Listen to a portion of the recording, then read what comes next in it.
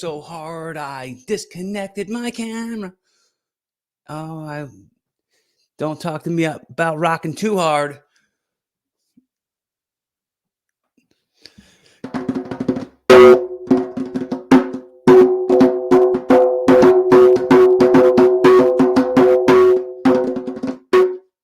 Killian McMurphy, Killian the Pooh, joining me here today for podcasts to do. What's going on, Mr. Friend? 238. 238. Episode. Wait, no, 250. 258. 20. I was 20 off. I was real close. Yeah, I mean, you had the 8 right and the 2 right. Yeah. One of at least 2.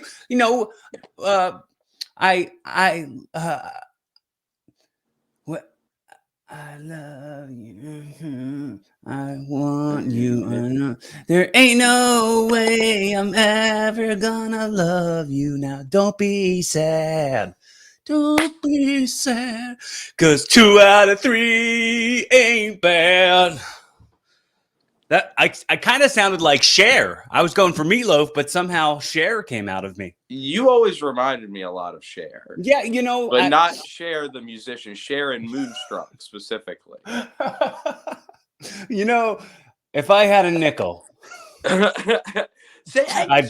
you remind me of Cher in the film Moonstruck with Nicolas Cage. You ever hear that?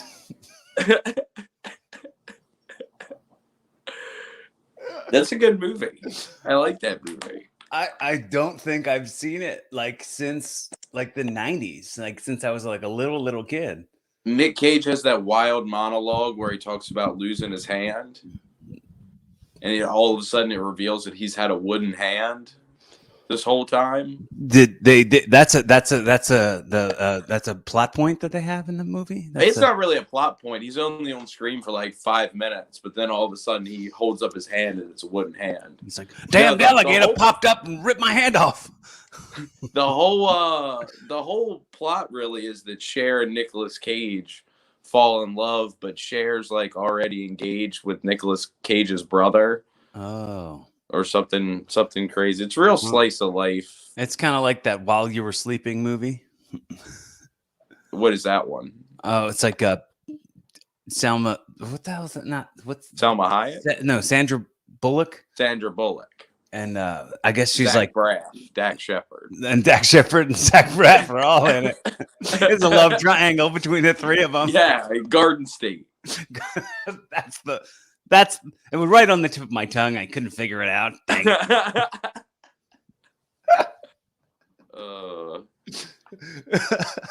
Dak Shepard, was he in that? Was he in Let's Go to Prison? I think so. I definitely know that he was in. He wrote, directed, and starred in the Chips movie. They they rebooted the TV series Chips and made it into a movie, which they definitely should have just made it its own movie. It was such a good movie, but it was such a flop. It flopped hard because nobody cared about the show Chips. Right. Yeah, no, that's a good point. That's a good point. He was in Idiocracy too. Yes, right? Yes. He was Frito. I feel like that's what I know him from. And he was in Punk'd, in the first seasons of Punk'd. He was the host of Punk'd? No, he was on it with Ashton, and he was also in Without a Paddle. Okay, I remember Without a Paddle. That's the first time I ever saw breasts on film. Was Without a Paddle. Wow. Yeah, pretty cool. That's a fun fact. That's going to be a Jeopardy question one day. Happy about that. Happy to learn that fact. And then they had real hairy armpits too. That was the joke. So breasts with hairy armpit. Oh wait, that was the first time I saw breast. Period. And it was up in a tree house community. Yeah, they were tree dwelling women. And they had hairy pits. And they had hairy pits. And the guys were like, whoa. Which I don't think, to me, I didn't even really understand. hairy pits aren't the worst thing on a woman. No, of course, definitely not. But Certainly not. but we'll have to say that the world is definitely different. And thinking about like stuff that was easily part of the norm then, had that stuff's been the normalization has changed to a different thing, which is so relieving. And it's so like the world is growing in a positive direction in a lot of things. Yeah, you can't get away with so much of that mid 2000s humor. Right. Like a lot of it's not even funny anymore. You're just like, hairy armpit women are like, hey, yeah, that's the punchline of the joke, is that they have hairy armpits. what are you doing? We're not being represented fairly. What we do is beautiful. We're natural. To be fair, though, they did live in a tree, so it probably captured a lot of bacteria in the armpit hair. Armpit hair. The armpit hair would have probably been the least of their problems as far as hygiene wise. That's true. Living in a tree, I feel like you'd be pretty nasty. Their hair looked fantastic on their head hair. Yeah, this is probably the sap, maybe the eucalyptus. Did you watch the National Lampoon's Christmas Vacation this Christmas? Not this Christmas, but I have seen it, and I for my other non-professional wrestling job, I had to chop up a bunch of footage for a YouTube video I was making, so I in a way watched it a little bit. My favorite bit from that, my favorite gag from that, and I might have talked about it before on something, but if I didn't, I just love when when he opens the Christmas tree in the house, like he cuts the ropes and the tree fills up like the whole room, and he goes, "What's up here?"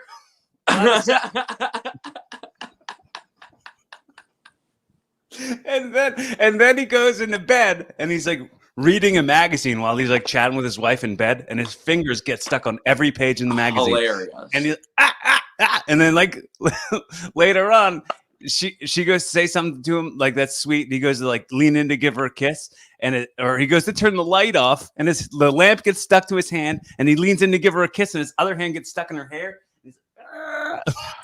What a good bit! What good films? So it's that doesn't have a whoa, dude, this didn't age well. That doesn't have a whole lot of that was pre just like shock jock humor for the sake of shock jock humor. Yeah. You know what I watched that ages like milk recently is Blue Mountain State.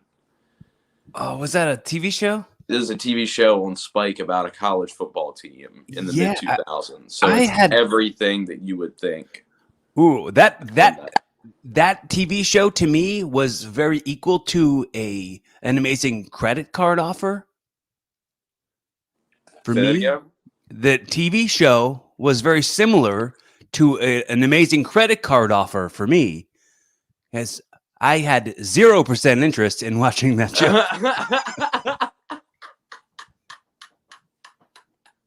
0% interest in watching that show. That's good.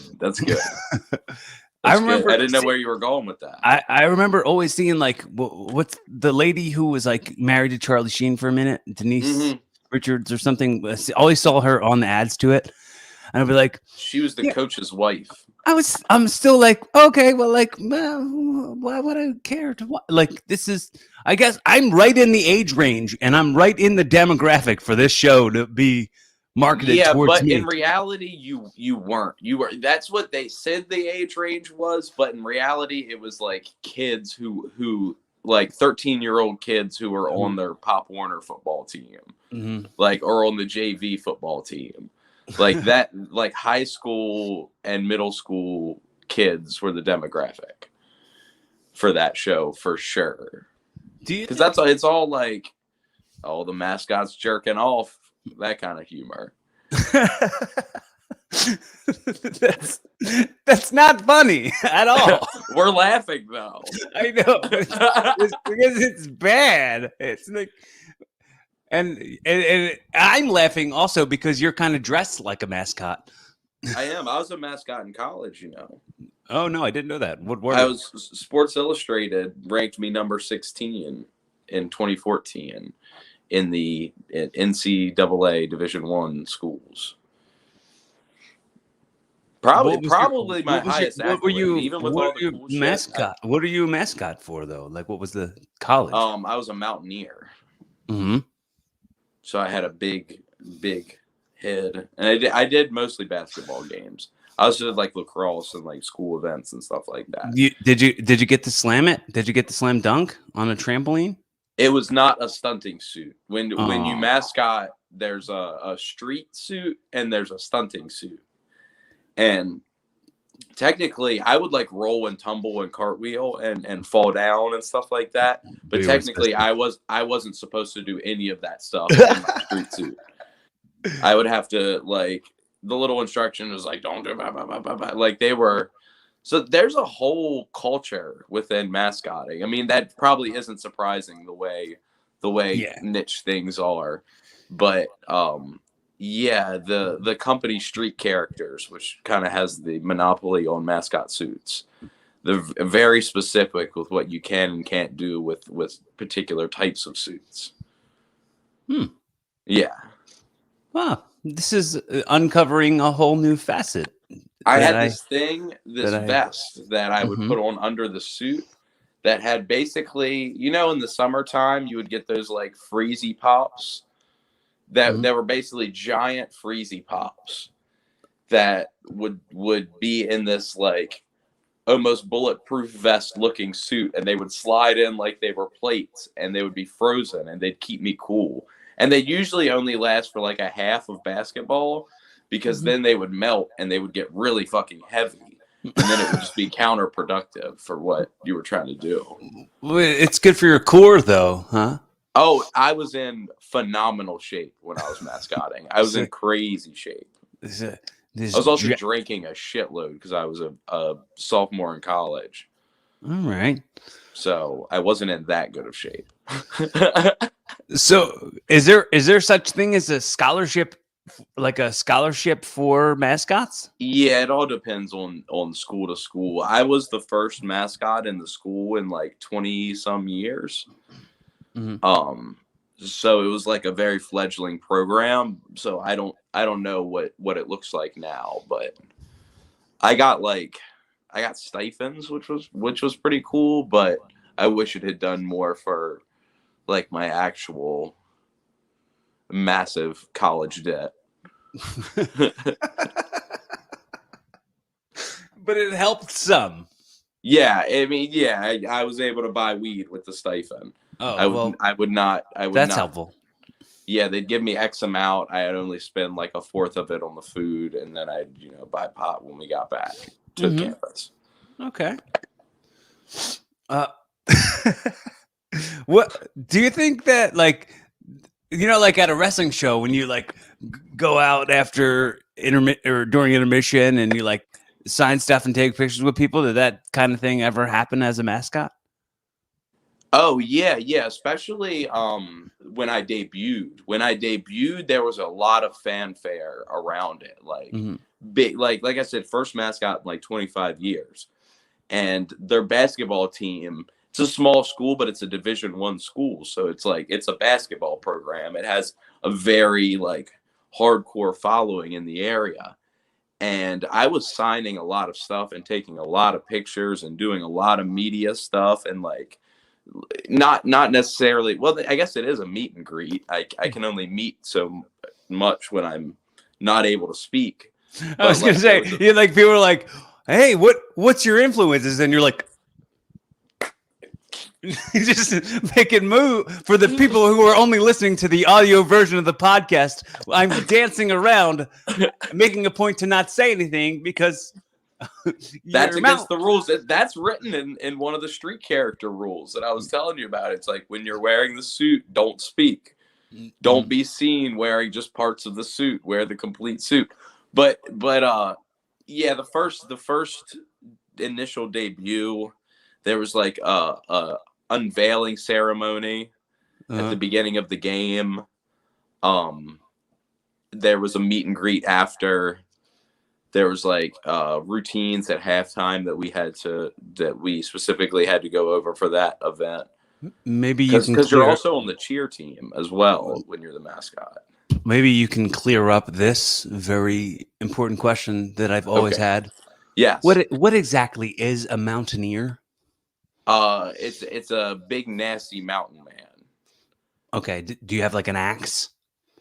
I didn't have an axe, but a lot of my character, like my design art, like I was very present during the process of them planning it out, more so near the end, but that they showed me like, this is all the work we've done. So I saw a lot of the design documents, and there was an axe a lot in that, but I don't think the finished design ever got the axe, so to speak.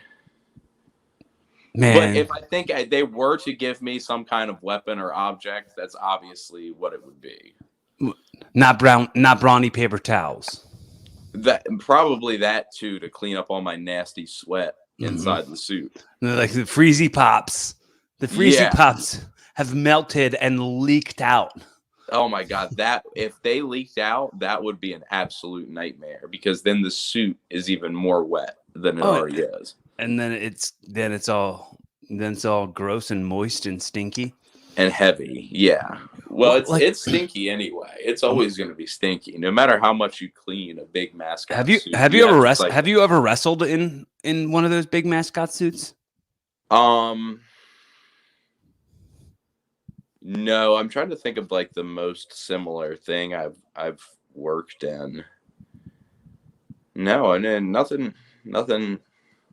One like year, maybe I'll have to do something. Like do you know Maven? Do you know Maven Bentley? Yeah, I know. I know one year Maven. CZW. Yeah, 1 year Maven threw a Halloween show at the arena, and he had, oh my God, it was a dog collar match between Clifford the Big Red Dog, which was played by me, and Scooby Doo, which was played by John Dahmer. I love that. Who won? This silly. I think I won because Clifford's stronger than Scooby, especially if Scooby doesn't have the Mystery Incorporated with him. And there was like a fan from the outside of the ring, which was it was my friend Bruce, but he looked like the kid that Clifford hangs out with. Like he had the same hair as him. He was dressed just like him. That's funny. And he kept throwing Scooby snacks in the ring as a distraction. That would work. That would occupy Scooby more than winning. Yeah, that's good psychology. You'd think dog treats would distract both dogs, but no, not Scooby snacks. No, and Clifford is always very task oriented. He's very goal focused. Scooby not so much. Scooby wants food. I just watched the entirety of Mystery Incorporated, which is the 2012 Scooby-Doo series. And what's really cool is like it's serialized. It's not episodic. So there's like an ongoing plot throughout the whole thing for the first time in Scooby-Doo history. And it breaks a lot of the typical tropes that Scooby-Doo does, but like at the same time playing into all the notes you want to see. Everybody's characterized fully. They're not just like Daphne and Fred were never people before. You know, they had no personalities. So this Scooby-Doo episode, it's serialized. This show, Mystery Team, is that what it's called? Mystery Incorporated. Mystery Incorporated, and it's a cartoon or live action? It's cartoon. But it's the best Scooby-Doo I've ever seen. It's I like the live action ones a lot, and I like Zombie Island a lot, but this is better than both of those. Was there a WrestleMania one? Was there like a there was 2 WrestleMania ones? And man, I can't believe we're having this conversation, and I'm asking this stuff like I'm truly interested. You should. This is what I'm good for on the podcast. You'd rather ask this than how I got my start. Was Matthew Lillard the voice of Shaggy? Matthew Lillard is the voice of Shaggy in Mystery Incorporated, and to me, he is peak Shaggy. There's no other living Shaggy. That is the one. Yeah. Since Case Keenum died, Casey Kasem. It's Casey Kasem. Sorry, who's Case? Case Keenum's like a quarterback from 2012. Used to play for the Texans. That sounds like a scumbag promoter's name. Like that sounds like Keenum, just Case Keenum. He ripped me off for $25. He took off. He took off from the show with all the money. I don't know, Case Keenum. The whole gate.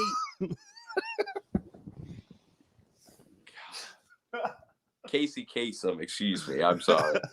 You know, it's really cool. You know, he was a vegetarian. Oh yeah. And so he told the network that Shaggy also had to be a vegetarian. So whenever you look at Shaggy's that he played, the sandwiches are like all lettuce and tomato. Wow. Yeah. That's but now rad. he just eats burgers and everything because. Yeah, cartoons don't think about being vegan. Mm-mm. They're like, nah, animals can't die because nobody dies in cartoons. They kill people off. Well, in this one? Scooby-Doo. Yeah. Pretty crazy.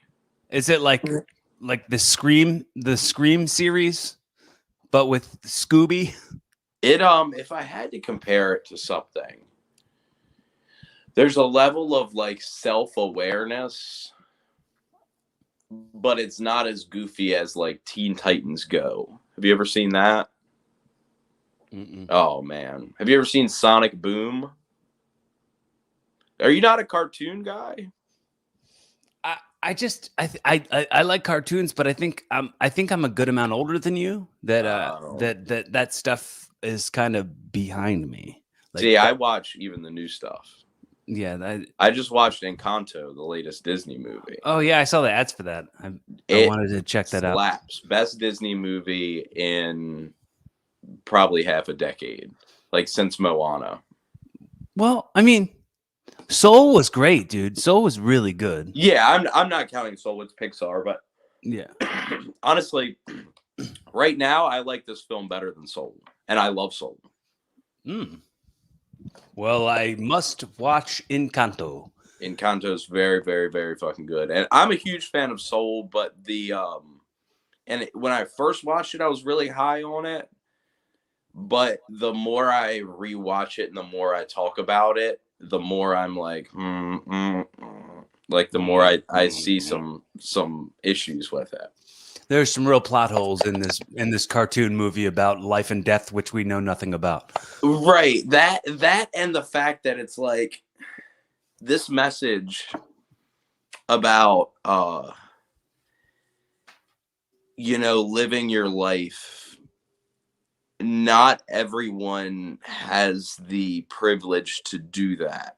So thanks movie studio for telling me that. And like I also think there's something to be said about Disney's relationship with people of color over the past hundreds and hundreds or however many fucking years that they've been around. But that's not my place to speak on, but I will say I think there's something to be said for go out and live your life and smell the roses and like, oh, well, I can't afford to eat. So thanks movie studio for telling me to enjoy the good things instead of working hard, but I kind of fucking have to. They're like, oh, go play an instrument in school. And they're like, oh yeah, your mom has to pay $700 to have that instrument.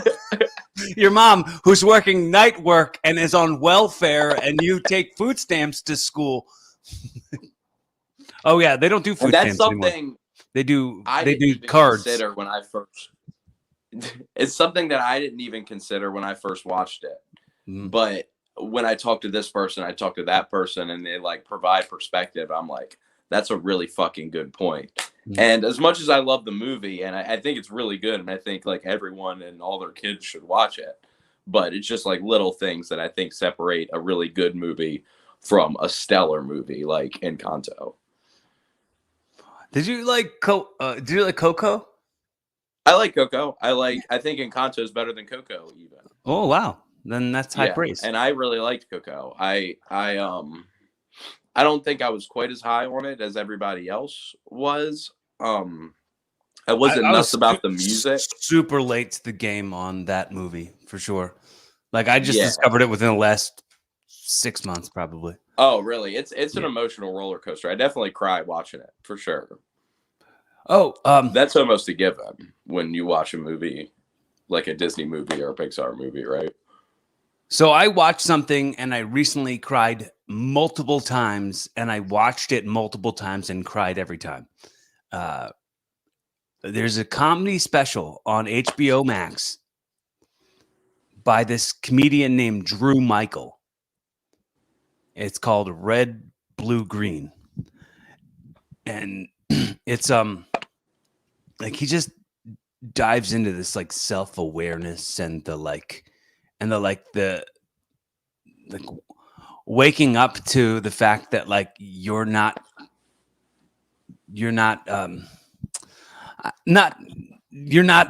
holding yourself accountable enough for your stuff, and it's just like talking about him being in therapy and the stuff that like traumatized him, and like it I mean, I bet you anybody who watches it can draw comparisons to their own life. Yeah. There's something especially intimate, right, about that format of someone just on stage speaking at you with like, because there's like nothing between you and them.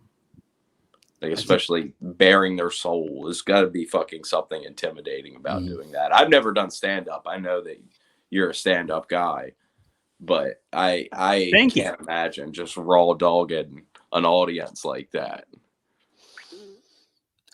I think you can absolutely do it. Like I don't see, there's not even a moment of hesitation in believing that you can do it. Thank you. I appreciate that. It's definitely something I've thought about, but I don't know.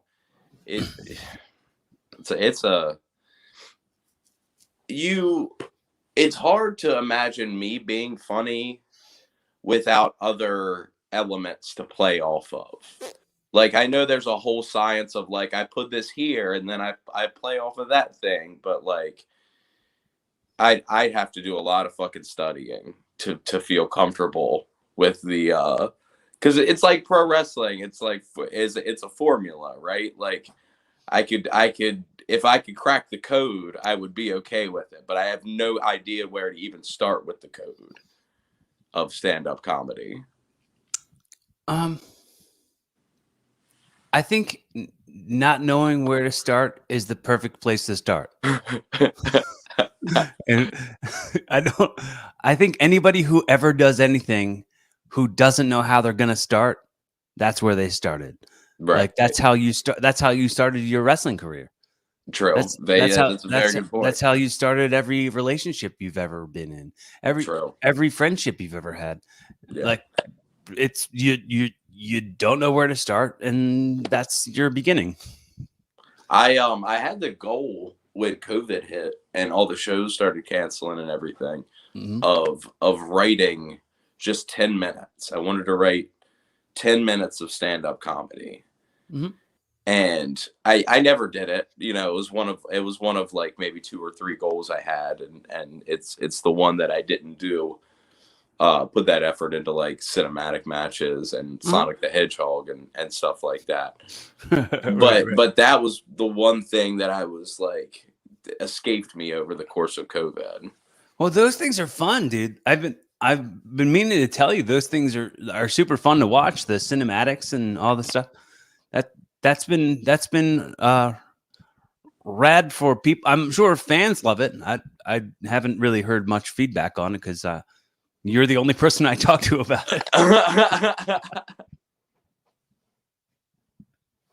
But yeah, that seems like super fun. And I know like when you introduced me to Dustin, you were like, "Oh, he's trying to get into films and stuff." And you were talking to me about making connective resource in that some realm or whatever. Yeah. And I'm like, "You guys are doing it."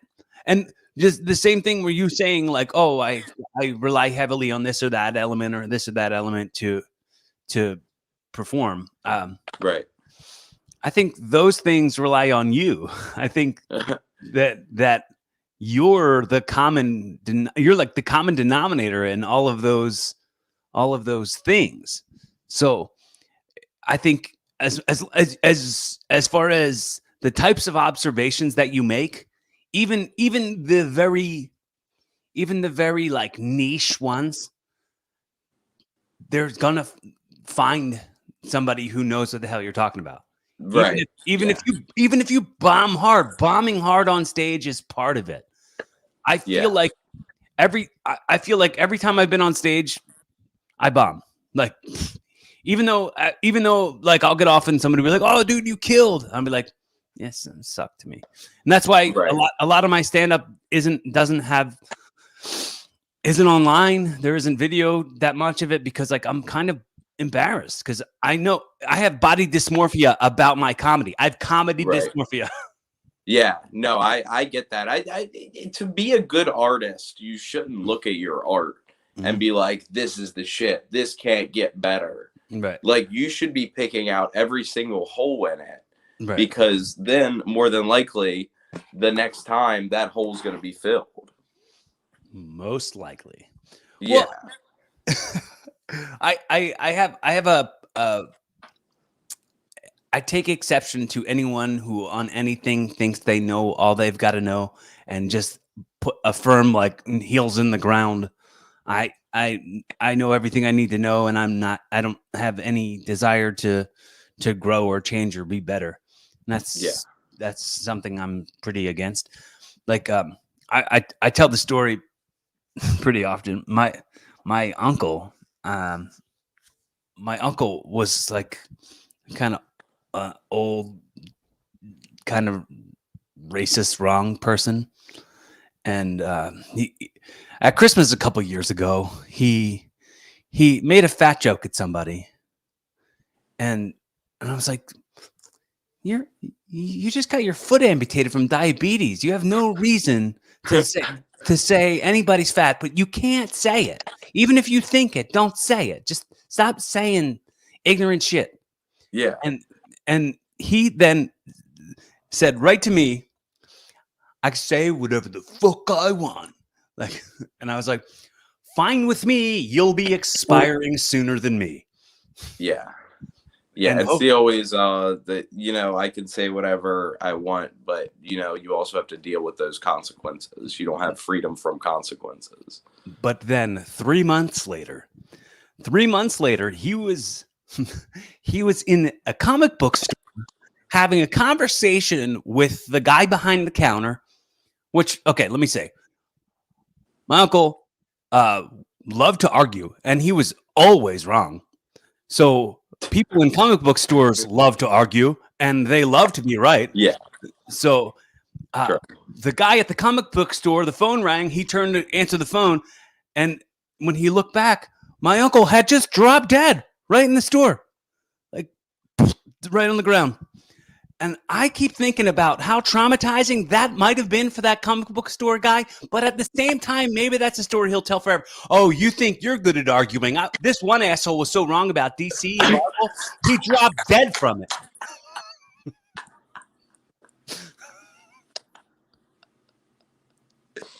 Oh my God. I can't imagine being in a passionate debate with somebody and just turning around and you think they've left, and then you look under the counter and there they are. Oh my gosh. That's wild. I'm sure he does tell that story all the time. I bet every new employee at that comic book shop for the next 15 years heard that story. Well, I mean, that was like 2 years ago. So oh shit. It wasn't that long ago. The new guy that just started today heard that story. Yeah, of course. However much longer that comic book store is going to be around, there's going to be the story of the guy dropping dead in the middle of the comic book store. Oh my gosh. It happened right in like March of 19. So like it was like right when like COVID was a big thing, and I don't know what killed him, but I've never heard any other stories of people instantly dropping dead from COVID. but I know he had lots of Yeah, no, I don't know if that's how that works. That's wild. right. It was like right. It matched up perfectly in that. It's funny because the week it happened, I got on stage for the last time in a long time because of the shutdown, and I did that bit. I did that bit about Did it kill? Yeah, and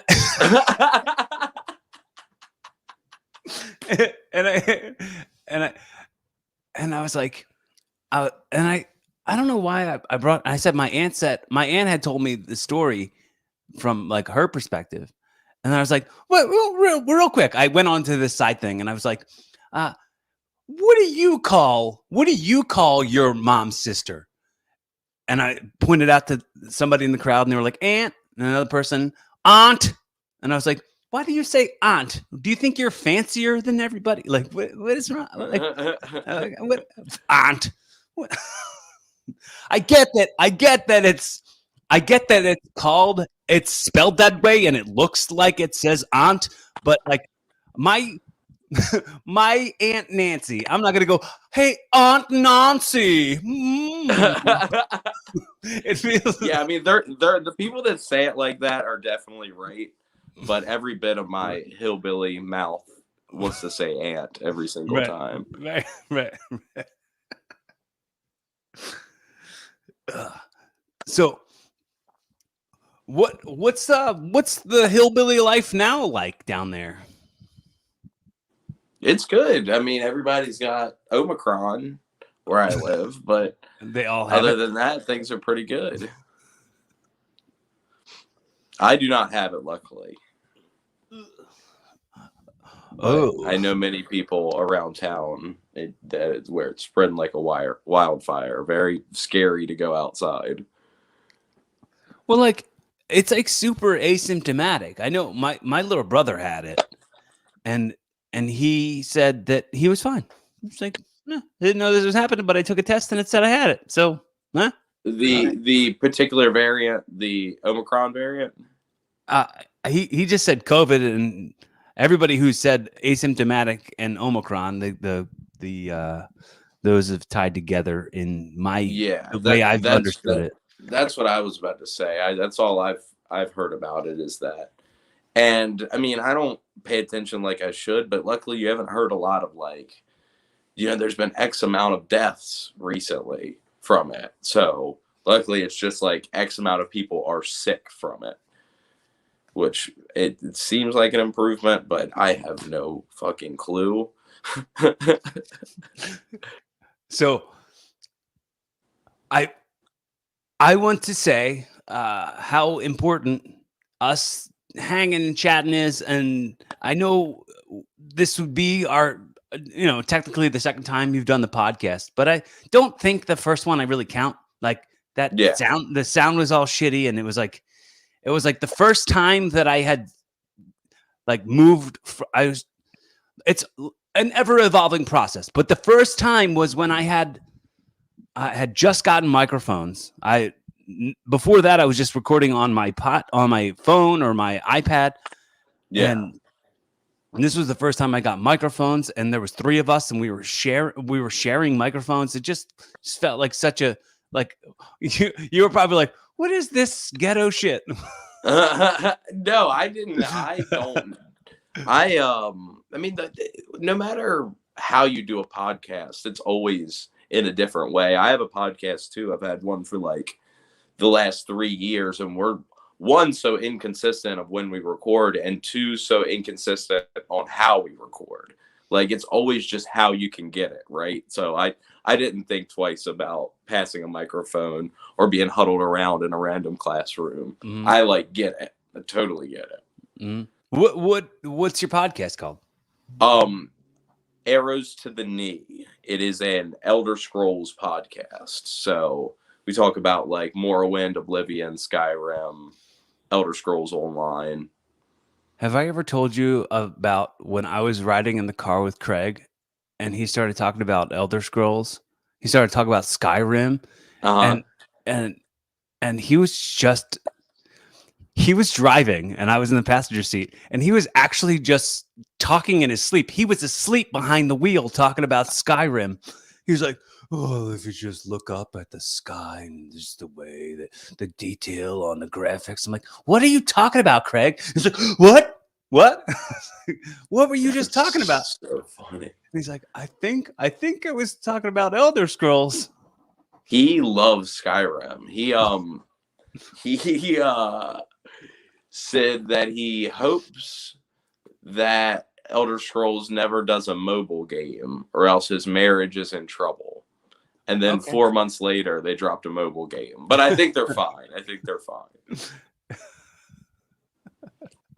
He was very excited to do the podcast. There's an episode with him in it, actually. Oh yeah.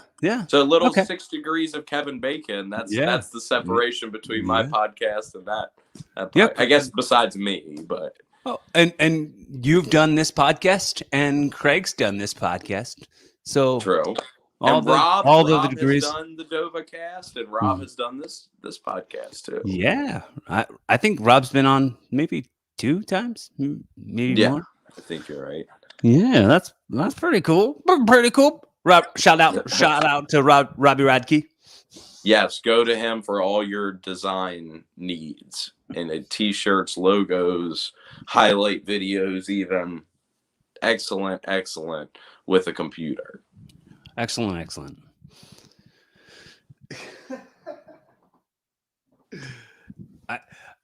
You guys' friendship just cracks me up. Like I can't ever think about when you guys are around each other and not like cracking up from your silly goose energy.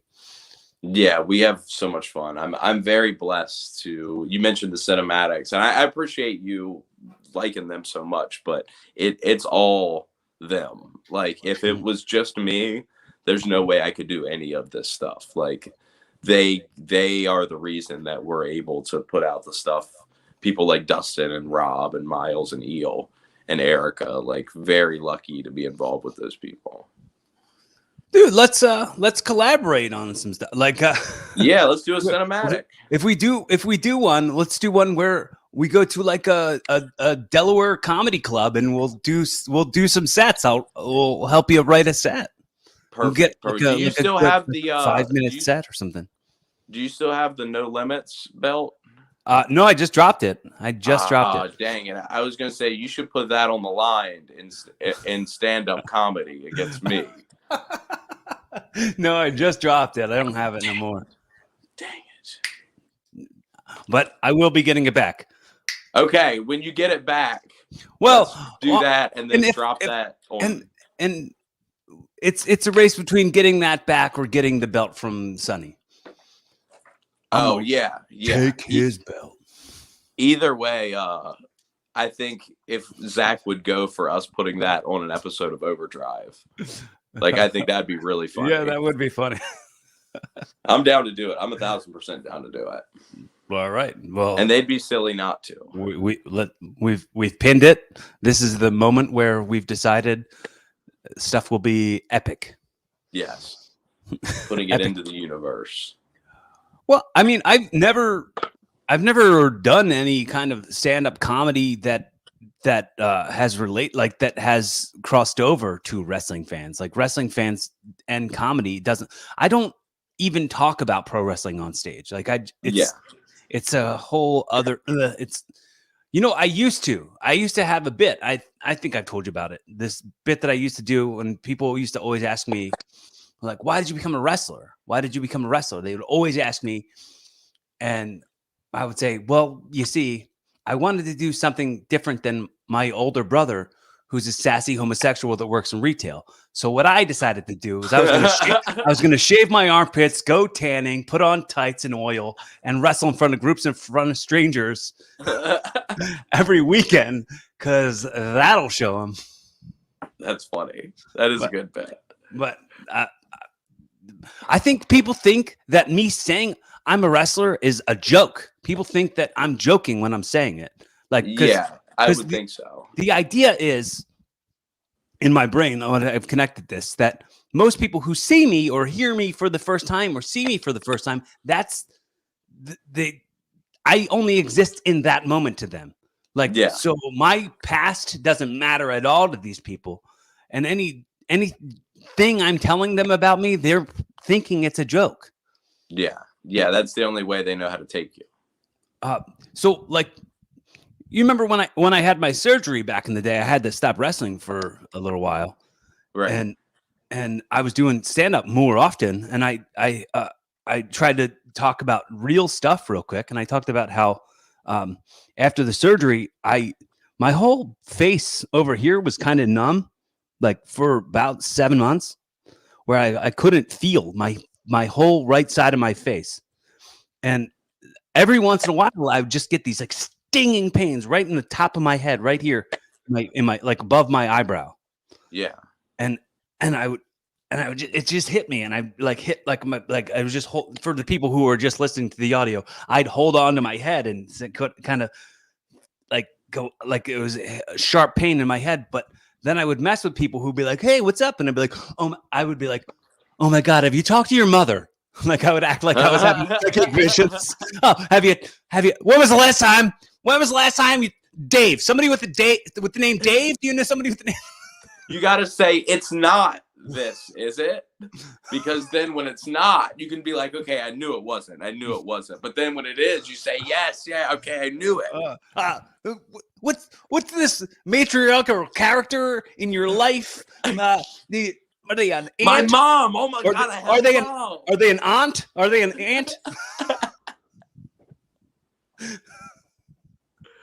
That's a callback. That's what we call a callback in comedy.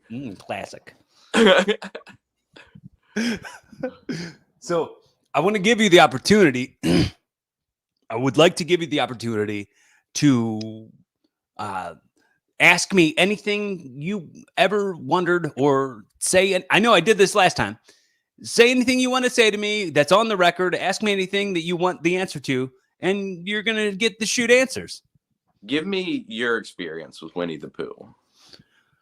Well, when I was a boy, my room was completely covered in Winnie the Pooh. Like I had for real. Yes, my room. My mom. Our Christmas decorations at the house were always like Winnie the Pooh Christmas decorations, like the Christmas tree ornaments. There's like 100 Winnie the Poohs on the tree, and I actually. For Christmas, got my mom an Eeyore Funko Pop, cute, with like a Santa hat on, and I got for last year I got her Winnie the Pooh one. So, yeah, that's my experience with Pooh, and I dated a girl who I used to always call Eeyore all the time because she was a bummer. Oh yeah, totally. Like.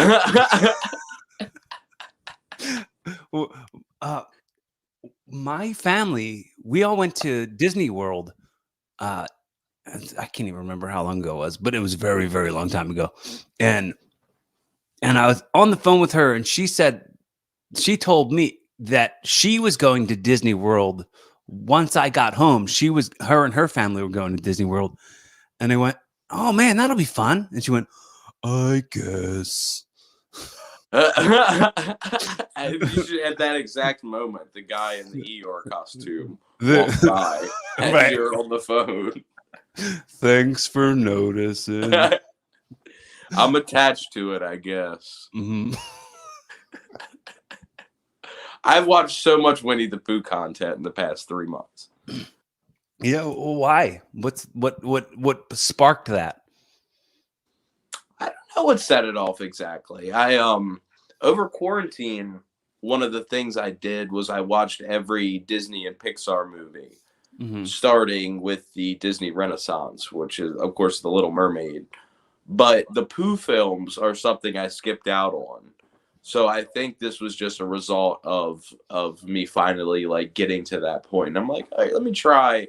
And I haven't watched like Mini Adventure since I was a kid, or The Grand Adventure, which both films I used to watch a crazy amount when I was a little kid.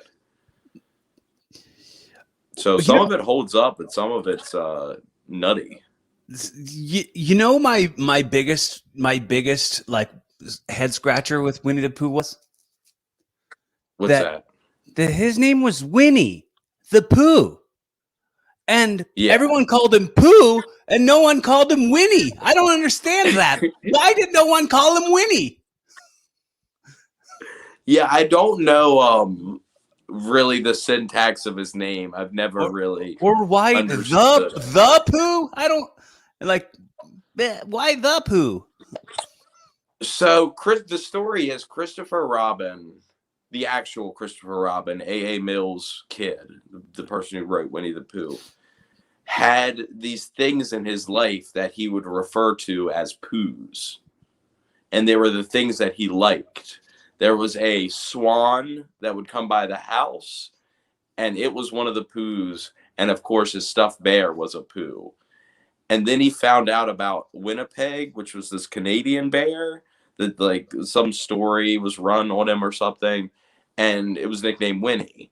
So eventually the bear got the nickname Winnie. It was already a Pooh, which in Christopher Robin's mind was a thing. Things can be Poohs. So that's how the name Winnie the Pooh became a thing. So none of the other characters got called the Pooh. They're like, there's Rabbit the Pooh. There's Roo, there's Roo the Pooh, which makes more sense than anything. There's Tigger the Pooh. He didn't have a stuffed bunny, and he didn't have a stuffed owl. Mm. And that's why when you watch Christopher Robin, the movie, they're portrayed by just actual owls and rabbits, because Christopher Robin didn't have a stuffed version of them. A.A. Mill just picked a couple of local wildlife to include in the story when he originally wrote Winnie the Pooh. I never saw the movie. You should watch all the Winnie the Pooh films. Really just Grand Adventure, Mini Adventures, Winnie the Pooh 2011, and Christopher Robin. I think I saw the Heffalump movie in the theaters when I was a youngster. Of all the ones to watch, you went with the Heffalump movie. Uh-huh. You're sick. I think is that where you got the big goddamn cinematics from? No, but a lot of our storytelling inspiration comes from A.A. Mill. I mean, I grew up on this content, so of course, like, everything's just my version of the blustery day. You know, I just saw the Jim Carrey Grinch for the first time this year. Really? What'd you think? It was exactly, I got hired to play Grinch at the mall and like to take pictures with like kids and dogs and people and stuff. Yeah. And I wanted to like watch it to understand what it was. And I noticed it was just him doing his Tony Clifton character from Man on the Moon. And the whole thing was just Tony Clifton. So when I did it, I just stayed Tony Clifton the whole time. Yeah. Bob, what's your last name? Up and down in the water? He really is just Tony Clifton that entire time. And it's funny because, like, as a kid, I had seen Grinch before I saw Man on the Moon. Mm-hmm. Definitely. Yeah. So to me, Tony Clifton is the Grinch when it's very much the other way around. Yeah. I think because I was doing this thing where, like, if everybody was away from me, I would just put my head on my hand like that. Yeah, and the long fingers. Uh-huh. And this woman came up to me and she said, "You seem really bored." And I said, "You're not making it any better, sweetheart." And she was like, "What?" And I went, "Go away." And she went, Me? Like, and I was like, "I'm playing the Grinch, you idiot. Get away from me." like she's gonna go complain to the boss. The Grinch was too mean.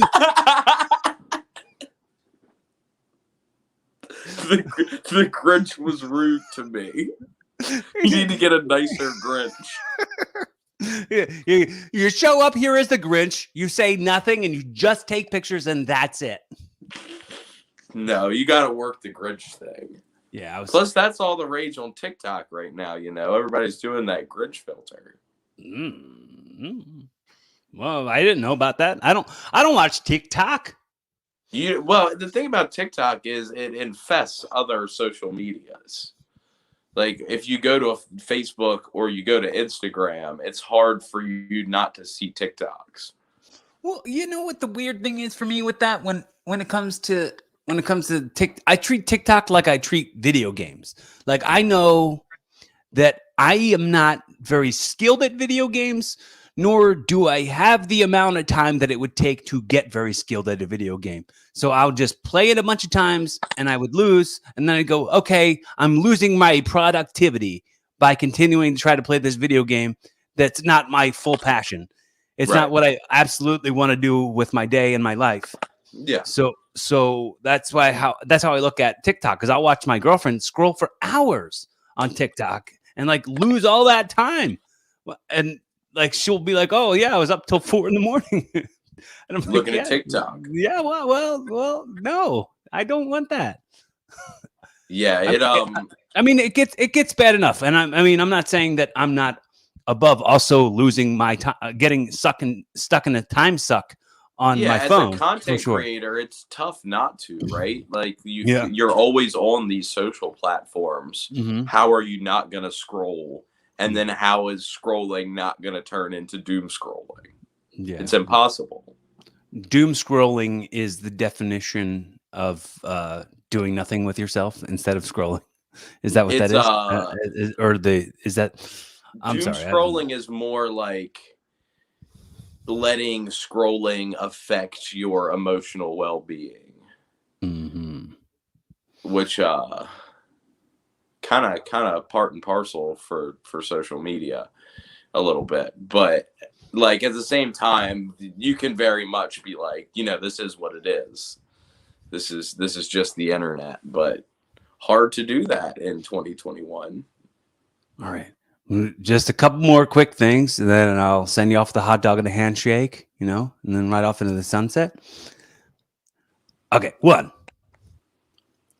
A segment that I call audio time travel. This being our first one-on-one singles conversation that we're having on the podcast. I want to have you realize that this audio, this recording, all this is outliving us.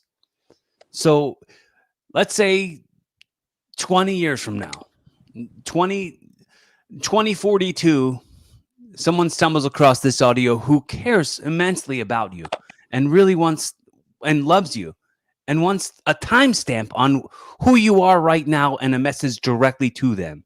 What are you telling them? I would tell them the wonderful thing about Tiggers is that Tiggers are a wonderful thing. Their tops are made out of rubber. Their bottoms, they're made out of spring. They're bouncy, fun. Mm-hmm. And the wonderful thing about Tiggers is that I'm the only one.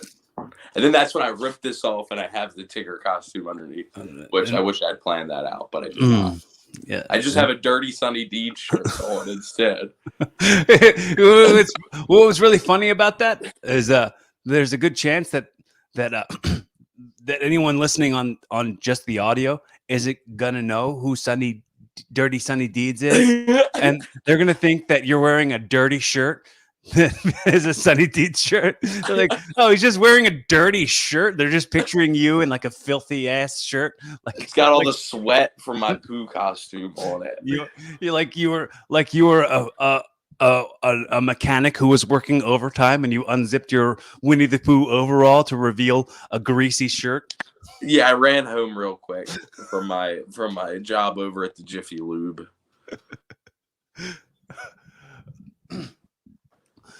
All right, so want to real quick. I know I've probably said it tons, and I'll say it to you more tons and tons of times. Is how grateful I am for the currency of your effort and your time and your attention, and I'm grateful to you for your friendship, and I love you, and I can't wait till we see each other again. It's always fun hanging around with you, and that's all stuff I want on the record. So if this stuff, of course, outlives us. That's what I once said. That's what I want made sure it's absolutely known by you that I love and respect you, and I treasure our friendship. Thank you, but I love you too, and thank you for having me. It's always a blast talking to you.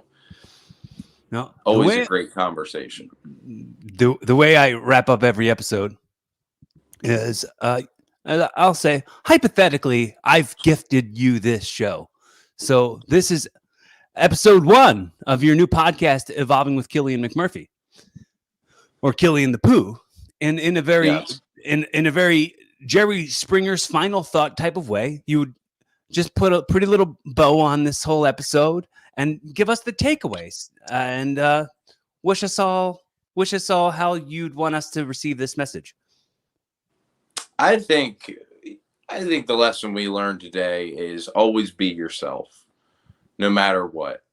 Always follow your heart, because only you know what's best for you.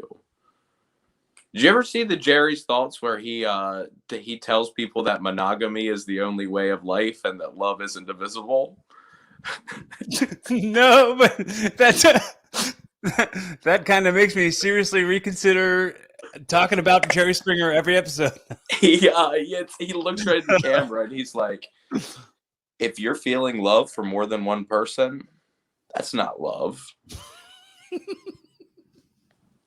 And I was just going to do that bit, but I was like, no one's going to get that reference. I have to explain that before and that's something I just happened to like turn on Pluto TV to the Jerry Springer channel and happened to catch that, because I've YouTubed the shit out of that clip looking for it. Nothing. Can't find it at all. I'm Jerry Springer telling you, marriage between a man and a woman, and you better abuse your kids. That it was literally one step away from that. I was waiting for that, and the whole time I'm like, Jerry, we know you have 4 mistresses. You don't lie to us. That was his way of trying to tell his mistress that he don't love these hoes. He was to get attached. He was in a cover mission. It was just a cover mission. Yeah, exactly. He went to bed with her that night. He said, "Baby, you heard the episode today. Yeah. We can't keep doing this." Yeah. Those final thoughts weren't just final thoughts on the show. They were my final thoughts to you. Get out of my house. Oh God, that's great. Love it. No. What's your best impression? I do a really good Big Dust impression. You want to hear it? Yes, but one moment. I would like for you, in your best Big Dust impression, to say my closing line is on the show. But first, I'd like for you to say it as Big Dust, and then I'll say it, and then we'll rock and roll out of here. I'm going to say, be fun, have safe, keep evolving. Be fun, have safe, and keep evolving. Thank you.